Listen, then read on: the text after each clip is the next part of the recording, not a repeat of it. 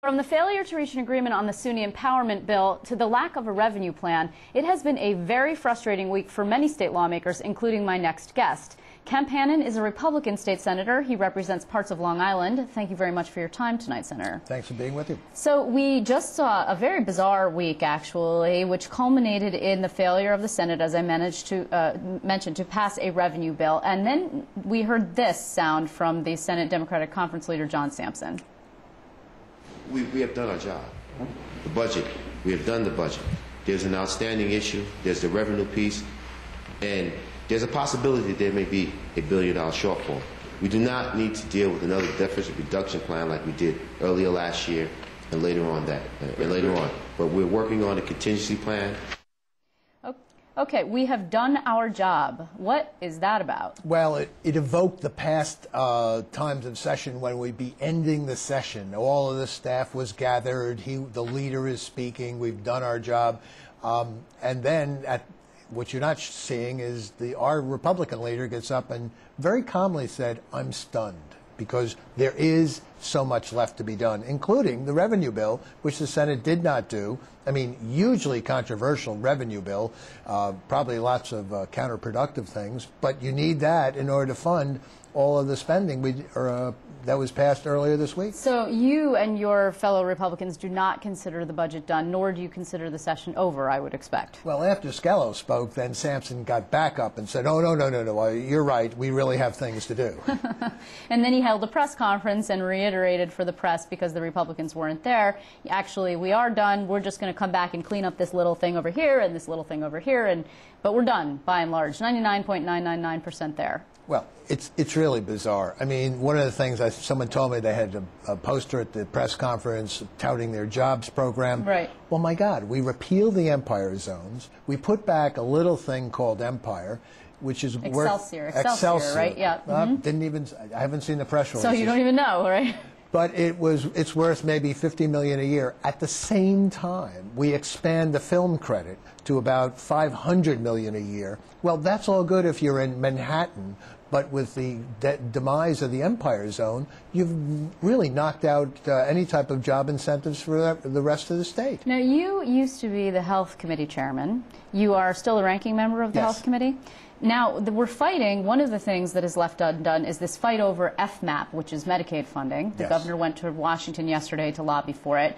Assumed $1 billion in this budget that would come from Washington for Medicaid funding for FMAP. First, what is it? Because we're tossing around this FMAP like it's, something everyone knows, which it's not, of course. It's simply the formula by which the federal government reimburses the state for Medicaid expenditures. Basically, the federal government picks up 50% of the Medicaid expenditures. For years, people have tried to, quote, Medicaid any type of expenses we have, because we get half of it back from the federal government. As part of the stimulus package, they increased the percentage of reimbursement from 50% to 62.5%. So that drove several $1 billion each year, last fiscal year, this fiscal year, to the state, and much of that was moved into the general fund for other than health purposes. Okay, so now what we see is this argument between the legislative leaders. Well, it was between the legislative leaders. Now it's actually just between Assembly Speaker Sheldon Silver and the governor. The governor says,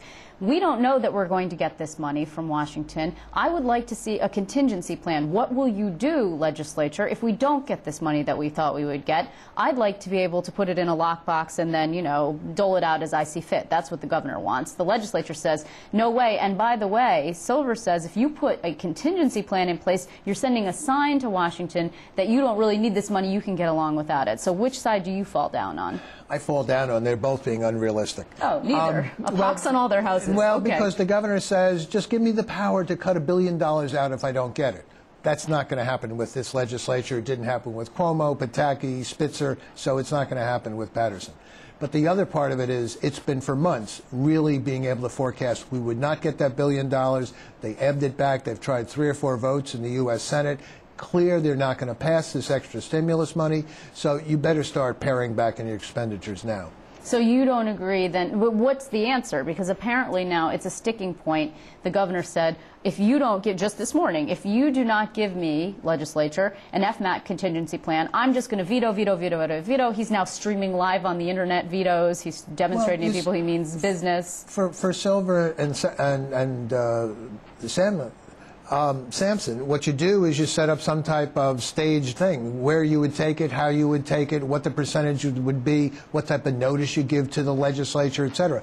There's ways of working out that communication and that ratcheting back, and you also do it saying, provided that what the other revenues are. I mean, we do have a certain amount of government that we want to keep going. That was the big mantra of the governor just a couple of weeks ago, the self-created set of crises. So there are ways of working that out. Okay, now your party, the side that you're on, which is 30 seats, consistently voted no. You voted no on most of the extenders. You voted no on the two-way budget deal. Now the Democrats are painting you as the party of no, which is actually a national slogan that has trickled down, if you will, in a sort of trickle-down economics in a political sense to the state level. But do you not, I mean, when you do that, how do you go back to your constituents and say, yes, actually, I did vote no. I voted no against restoring education aid, for example, a big issue in Long Island? Well, restoring education aid, but still each one of my school districts lost money under the budget that was passed, would have lost more money under the original Senate resolution, and lost money because the Democrats cut out the star rebate checks. So there are billions they're responsible for, and this is just their attempt to cover their tail to make up for what they've already caused. But do you think actually most voters are entrenched and know the details sufficiently enough to say, oh, you're right, Kemp, because I know that this happened and that happened? No, what they know is, like, okay, there was an opportunity for Senator Hannon to vote yes on restoring some education aid, and he instead voted no. Right now, they know more about the Senate than they've ever known the entire time I've been there, and it's over 20 years. Really? I walk into Dunkin' Donuts, and they're asking me questions. I get up in front of a crowd, whether it's a garden club or a PTA, and I'll start talking about the Senate. A little bit just, I'm a member of the Senate. They start to giggle or laugh, and I say, isn't that terrible? That's what it's become. The mismanagement of the public policy by the Democrats in the Senate is just known throughout the state. Another thing, actually, that Sampson said at that press conference was he really does believe that it's possible that there might be some overrides of this two-way budget deal that the governor has now vetoed 6,900 lines out of. It's about $519 million of spending that was added back, including member items from last year for reappropriated money for pet projects of lawmakers. Now, he wouldn't reveal to reporters, the Democratic leader, how he planned to get this Republican support. Will you be giving him Republican support for an override? We've said we're not voting for taxes, we're not voting for spending increases, and we're sticking to that.